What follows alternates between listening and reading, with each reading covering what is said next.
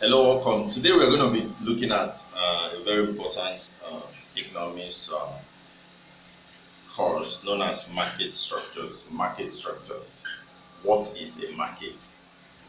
A market is a point of contact or a place or any means of communication whereby buyers and sellers meet to exchange goods and services at prices that is determined by the market forces. So market is any place or any point or any means of communication. It mustn't be a place like Gogoladar Market or Wuse Market or Gariki Market. All those places are markets. But market can also be through phone. When you call somebody, you understand. It can also be through internet, like people that buy things through Konga and through Konga, Jumia, through Jumia, through Gigi.com, through OLX. You understand? All those things are marketplaces. It could be in the internet, it could be anywhere. What is important is that there must be a buyer and there must be a what? Seller. You understand? And two of them must be exchanging what? Goods and what? Services. When you go to Gogoladar Market or Wuse Market, you go there, you see buyers, you see sellers. You understand? The buyers, they pay money to the sellers and get goods, isn't it? They can pay somebody, a truck pusher, for their services, isn't it? Yeah. To carry something from one place to the other. So you pay for goods and services in a market.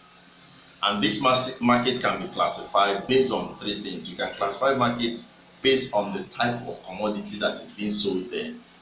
In this case, you have what we call money markets, where you can borrow short-term loan. You have capital market, where you can borrow or give out long-term loans.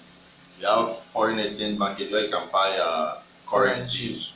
You have labor market. Labor market, where you can buy people to work for you, where you can get people that work for you. You have stock exchange.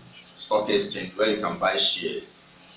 Also, you can classify market based on the channel of distribution of the goods, where you have retail, people that are selling in small quantities. Then we have what we call wholesale, people that are selling in large quantities for few products. For retail people, they sell in small quantities, but they have variety of products. Then also you can classify market based on the price, where you have what we call perfect and what? Imperfect market. So that brings us to the note. A market is a point of contact, place, or any means of communication whereby sellers and buyers can communicate with one another to exchange goods and services at prices determined by the word market forces. Whenever you hear this word market forces simply mean the forces of demand and what? Supply. If I have only this shirt, I have this shirt just like only 10 in Gariki market, and plenty people are demanding for it. Because of the large demand and the supply is limited at 10, I can decide to increase the price. If I was selling 2k, I can decide to be selling 5k. So the prices are determined by the market forces, which is demand, and depending on the demand and the supply of such commodities.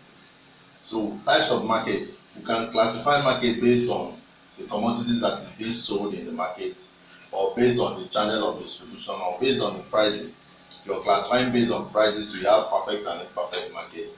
If you're classifying based on the channel of distribution, we have wholesale and retail market. But if you are classifying based on commodity, the type, what is being sold, what is the item that is sold, you have money market. And money market is where you have something, you can borrow money, you can get money for your finance, but it's short term. Unlike capital, you can get a huge amount of money, over $1 million term range. Then you have consumer goods, where you buy clothes like Gogoladar market, that's consumer goods. You have primary product market, where you buy raw materials that you can use in making finished goods. You have factor market, where you buy factors of production. You have foreign exchange market, where you buy foreign currencies and the rest. You have labor market, where you can get people that work for you. Then you have stock exchange market, where you can buy shares. So this is a brief treatment of market structures. In subsequent classes, we'll be looking critically at market, imperfect market and imperfect market. Please, if you like this our video, click on the subscribe button, like our video, share it, support us in any way that you can. Thank you and God bless you.